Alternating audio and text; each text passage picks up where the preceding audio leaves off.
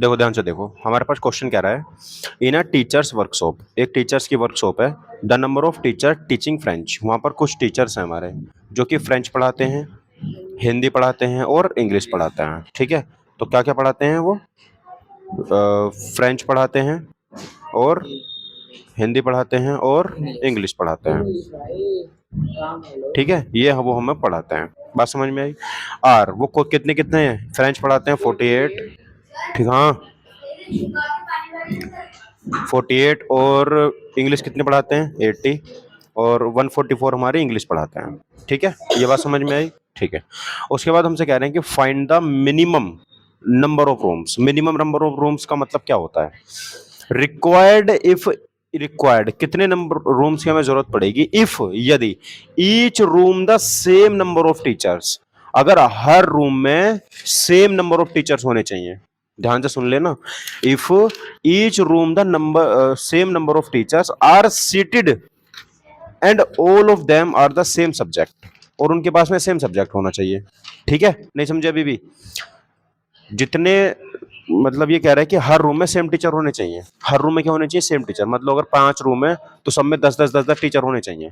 ठीक है, इस हिसाब से टीचर होने चाहिए। तो देखो, तो ऐसे जब भी क्वेश्चन हमारे पास आता है, जब भी यहाँ पर सेम नंबर की बात करता है, सेम टीचर की बात करता है, तो यहाँ पर हम करते हैं एचसीएफ। तो यहाँ पर क्या फाइंड करेंगे हम? यहाँ पर अब एचसीएफ यहाँ पे हम फाइंड करेंगे।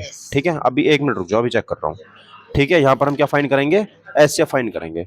तो इनका एचसीएफ क्या? सबसे पहले मुझे इनका क्या निकालना पड़ेगा? बोलो।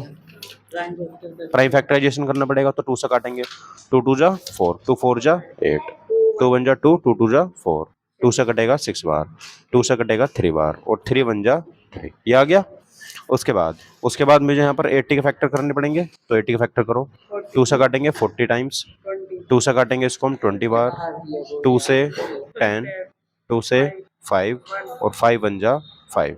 ठीक है, उसके बाद किसके फैक्टर करने हैं मुझे? 1 4 4 के। देखो, 2 से काटेंगे इसको हम 7 2, 2 से काटेंगे हम इसको 36, 2 से काटेंगे इसको हम 18, 2 से कट करेंगे 9, और 3 से करेंगे 3, और 3 से करेंगे 1। ठीक है, ये आ गया।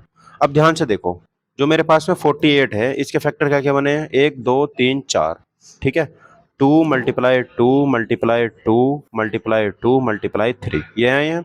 उसके बाद में 80 के फैक्टर क्या क्या आए हैं मेरे पास?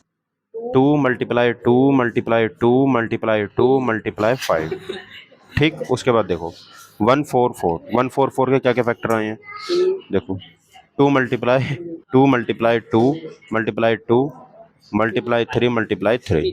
ठीक है, ये हमारे पास फैक्टर्स आए। उसके बाद देखो इधर ध्यान से,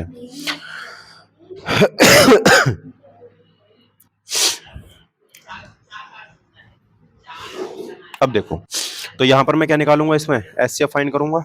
तो एचसीएफ फाइंड करने के लिए जो हमारा कॉमन होता है वही लेते हैं। तो यहां पर देखो 2 2 2, तो 2 हो जाएगा मल्टीप्लाई। यहाँ पर 2 2 2, 2 हो जाएगा मल्टीप्लाई। 2 2 2, 2 हो जाएगा मल्टीप्लाई। यहाँ पर भी 2 है, यह भी 2 है, और ये भी 2 है, 2 हो जाएगा। ठीक है, यहाँ 3 नहीं है, यहाँ पर 5 है, यहाँ 5 नहीं, तो ये हमारे और भी कुछ कॉमन नहीं आने वाला।